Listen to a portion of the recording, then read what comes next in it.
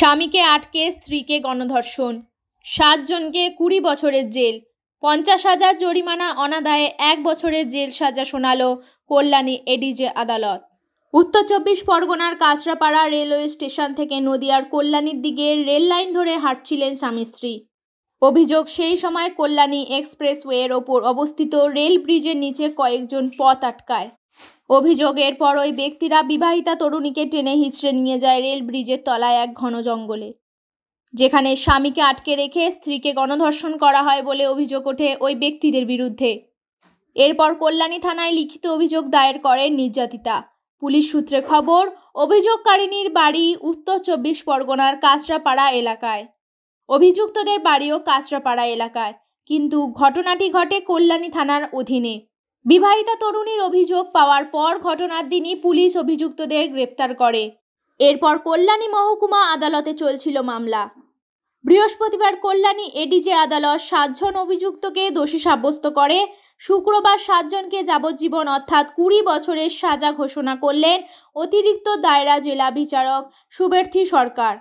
সরকারি আইনজীবী ইন্দ্রজিৎ মুখোপাধ্যায় বলেন, এই গণধর্ষণ মামলায় কল্যাণী এডিজে আদালত 7 জনকে দোষী সাব্যস্ত করেছে। শুক্রবার দোষীদের যাবজ্জীবনের সাজা ঘোষণা করা হয়। রেল ব্রিজের তলায় দোষীরা জুয়া খেলছিল। স্বামী স্ত্রী রেল লাইন ধরে আসছিল। সেই সময় দোষীরা দম্পতির পিছু নেয়, পথ আটকায় এবং স্বামীকে আটকে গণধর্ষণ করে। 10 জনের সাক্ষ্য নেওয়া হয়েছে এবং 7 মাসের মধ্যে গণধর্ষণ ঘটনায় সাজা ঘোষণা করল আদালত। 8 January 2025 কেসটা অ্যাজ এ প্রসিকিউটর আমি কেসটা রিসিভ করার পর ওই দিনই চার্জ ফ্রেম হয়। During trial one after another evidence শুরু হয়। আমরা 10 জন উইটনেসকে সাক্ষী করাই।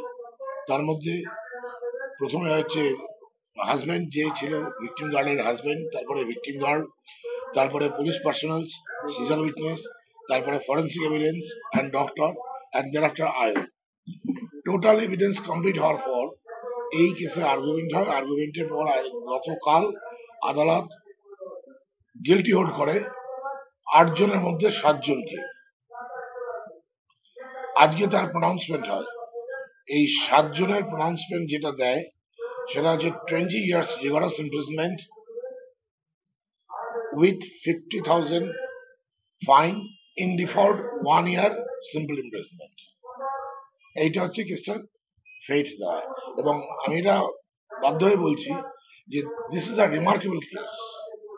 কল্যাণী আদালতের ইতিহাসে গত 20 বছরে অ্যাট এ টাইম 7 জনের কনভিকশন এক্সেপ্ট সাইবার ক্রাইম ছাড়া জেনারেল প্রভিশনস অফ লয়ে হয়নি।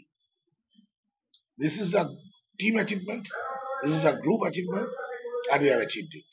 কোন কোন ধারায় এদের দোষী সাব্যস্ত করা হবে? এদের যেটা দেওয়া হচ্ছে 70 সাবক্লজ 1 প্রেজেন্টলি বর্তমানে, যেটা হচ্ছে গ্যাং রেপ, 78 সাবক্লজ 2 যেটা হচ্ছে স্টকিং, wrongful restraint 341 যেটা ওল্ড কোড ছিল, প্রেজেন্ট কোড হচ্ছে 126 subclause 2, and 351 subclause 2 that is criminal intimidation. এই 4টে ধারায় এদেরকে দোষী সাব্যস্ত করা হচ্ছে। এর মধ্যে 70 সাবক্লজ 1 যেটা গ্যাং রেপ, যেটা ওল্ড কোড ছিল 376D, সেটাতে পানিশমেন্ট হচ্ছে 20 years। আর বাকিগুলোতে সব কটাতেই 2 বছর 3 বছর করে পানিশমেন্ট হয়েছে, but all the punishment will run concurrently. কজন সাক্ষী ছিল? 10 জন। এভিডেন্স বলতে আপনার নর্মাল ওরাল এভিডেন্স যাদের ছিল, সিজার উইটনেস ছিল, ফরেন্সিক এভিডেন্স ছিল। মেইন ফরেন্সিক এভিডেন্সটা একটা বিরাট ভাইটাল কাজে লেগেছে। আর যেটা সবচেয়ে আর একটা ভাইটাল ছিল ডিউরিং ইনভেস্টিগেশন, যে টিআই প্যারেন্টটা হয়েছিল, all accused persons were identified by husband and wife except one. এই যে অ্যাকুইটালের একটা কারণ যেটা আপনাকে জিজ্ঞেস করলেন একটু আগে, সেটা হচ্ছে এইটা যে এই উইটনেসটাকে ডিউরিং ইনভেস্টিগেশন ওরা দুজনের কেউ আইডেন্টিফাই করতে পারে। ফুল কাস্টডি ট্রায়াল 30/10/2024 ঘটনা।